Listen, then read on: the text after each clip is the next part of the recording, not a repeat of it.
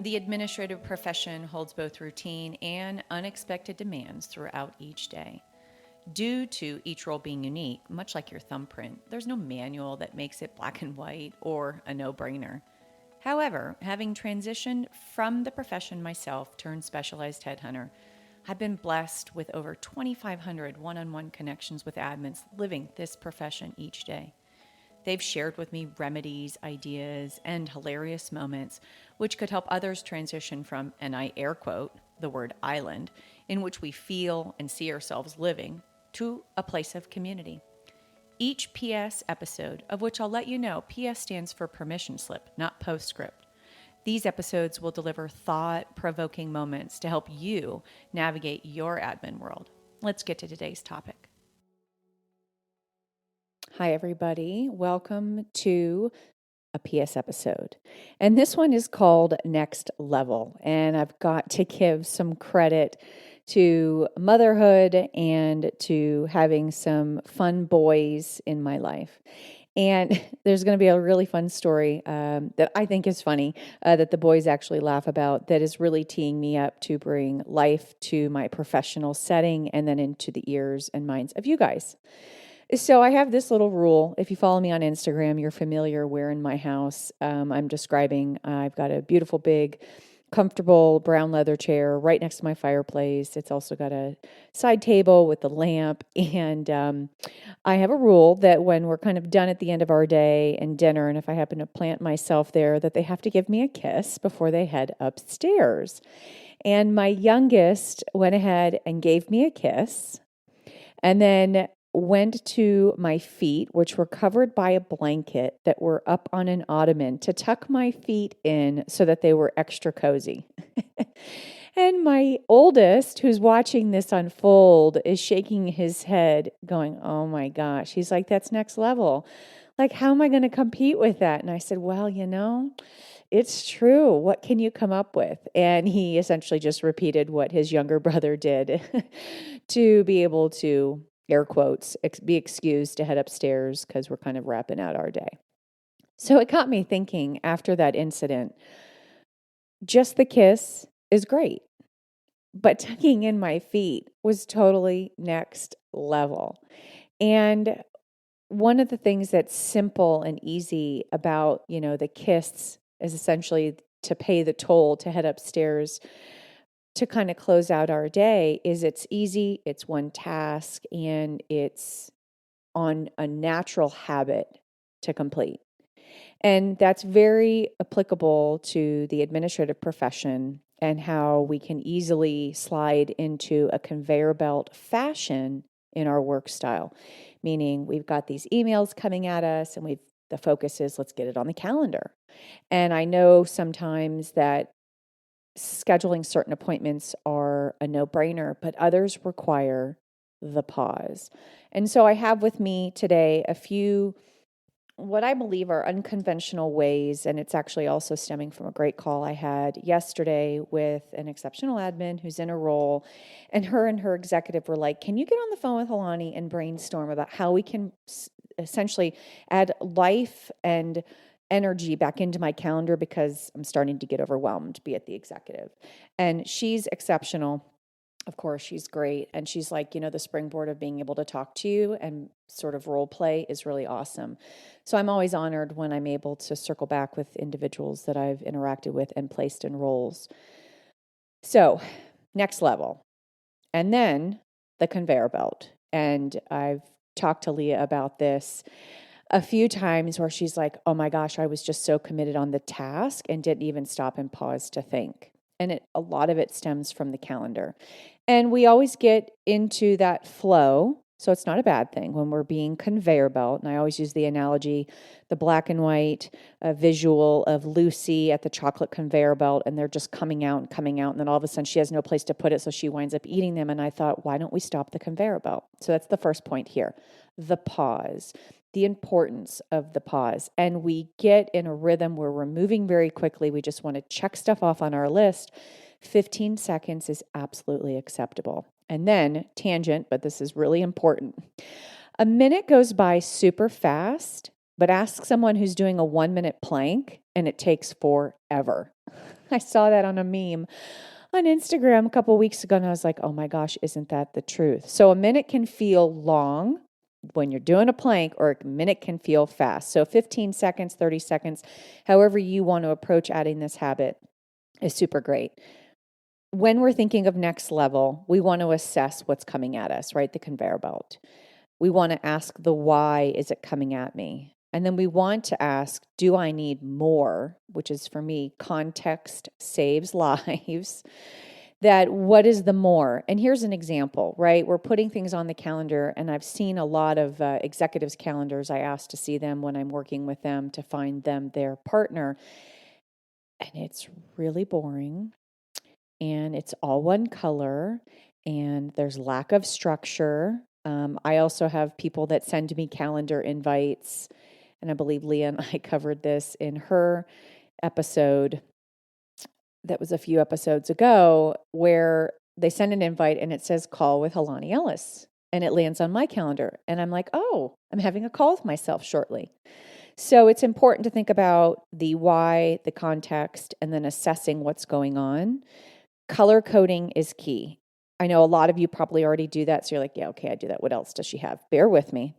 The next thing is the structure of the subject line, the ability to use the notes section. I'm starting to realize not a lot of you use it. You should be capitalizing on that, where you have, in the case of myself, Hilani, Exceptional Admins, it's a hyperlink to my website. Steve, company ABC, it's a hyperlink to his website, so that, when we're getting ready for that phone call, I have the opportunity to click it and get up to speed. Now, because that's shared externally, we don't want to put private information or the stalking information that may have been required to do in advance of getting on that call. So I have Leah put on my calendar next to certain appointments an FAQ, which is strictly for me. She goes out and does a significant amount of research on the people I'm going to be connecting with, especially if it's a client, and she will put an FAQ next to it, which is maybe 6 resources I can click on, get up to speed. Maybe there's a copy and paste of the bio stuff. So if you have an executive that's having connection points with pretty much anyone in the community or out of your state, you should be thinking about giving them more context so that they can show up to that conversation stronger. Here's the next thing. And this goes a little bit with conveyor belt, and this helps you guys start to transition to strategic.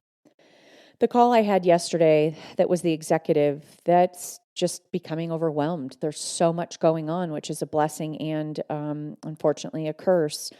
I said to the assistant, is everything on her calendar busy work or productive work?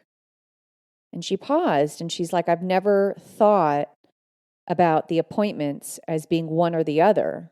And I said, well, certain people ask for a meeting because they're ultimately feeling they need a touch point for affirmation, confirmation, and they have, questions and things they need to resolve. I said, and then sometimes, because that's busy work in my mind, especially if it's starting to suck up, 30 hours for 7 different staff members, they're a small team. Or is it productive? There is a full-blown agenda. This is why we're meeting. This is what success looks like, hopefully after this meeting. And is there that structure? She goes, there isn't. So I said, it's going to be an adjustment to bring in a process that they haven't had to deal with before, but you should be creating a Google form that is simple to complete, that in order to produce a meeting on the CEO's calendar, we want to help you get what you need from the CEO, so help us first with the structure of your meeting. It also helps them get aligned and organized with it is not a conversation, unless you specify completely it's brainstorming. This will also help condense the amount of time that's required in these meetings to get to the point. And things can maybe happen in a half hour instead of 45 minutes. And then because of how we view the clock, that 15 extra minutes, we're just, shooting the shit. Time is challenging, and I say this often. We cannot control time. That's the one thing in our world we cannot control. Every minute that passes, how are we using it? And so the structure of time and setting up goals. And I've got 2 more things. Here's the next thing. I was giving her this as closing advice so that she can kind of have a list of things to toy with, but give a minimum of 3 weeks of usage before you decide it's not working and or let's rebuild it. Break it down a little bit and rebuild it. When executives begin to become overwhelmed, decision fatigue, screen fatigue, responsibility fatigue, financial fatigue. I mean, that fatigue list, we see it and we feel it with them. If we can help alleviate, which all of those things may be perceived as negative because the word fatigue is attached, we should be bringing in the light and the sunshine. And you can do it with the following suggestion. I actually heard a partial part of this tip from a strong EA who worked at Harvard for many, many years, supporting a lot of the professors and leadership staff.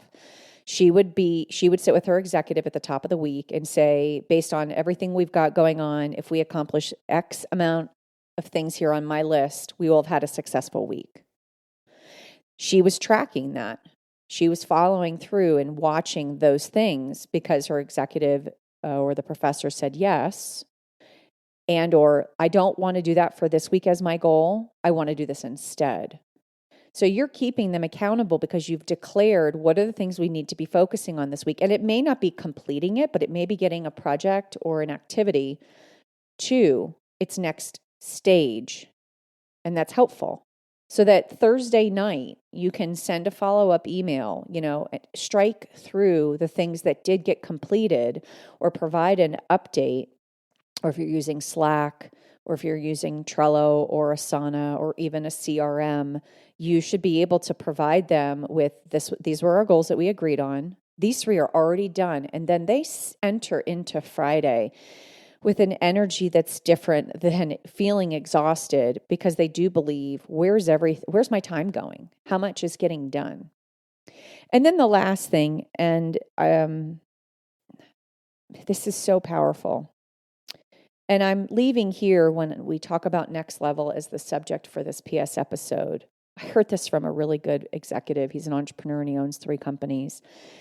And it's an acronym called WAIT. WAIT. And it has 2 meanings. The word wait offers wait, what am I doing? Wait, where am I going? The pause. And then the word wait, those 4 letters, also can mean, why am I talking? Why am I talking? And a lot of the times we reserve talking because we don't feel strong enough in what we want to say and have very little supportive information that we wind up not speaking. So when you want to sit in front of your executive and maybe use setting the goals example, why am I talking is what you're asking yourself. And it's to support them better, to be strategic, keep them accountable, quite honestly, manage up, and show strategic behavior versus tactical being the conveyor belt. And then another way to use it, full disclosure, I've used it on my youngest. I'll say, have you chosen to wait? Which means pause and then ask yourself, why am I talking? So that they can have and improve the metacognition, which means looking inward. Why am I talking? Like, what do I want to get out of this? Is there a focus on this? This actually applies to your life, not just business. Do I want to make that comment on that Facebook post? Wait, why am I talking? Is this going to actually return in me? Is this going to fire me up? Is this going to make me feel joyful because I'm telling someone congratulations? That's obviously easy. But that wait serves you 2 ways. Wait means pause. Is what I'm about to say powerful? Or is what I'm about to say positive? Or is what I'm about to say received well? Because I'm in front of the right audience for the information I'm about to spit out. And then the wait is also, should I do this? Should I say this and take a risk? Thanks, guys, for joining in and listening. I hope you enjoyed this episode, and I appreciate any reviews that you want to give out onto Apple Podcast.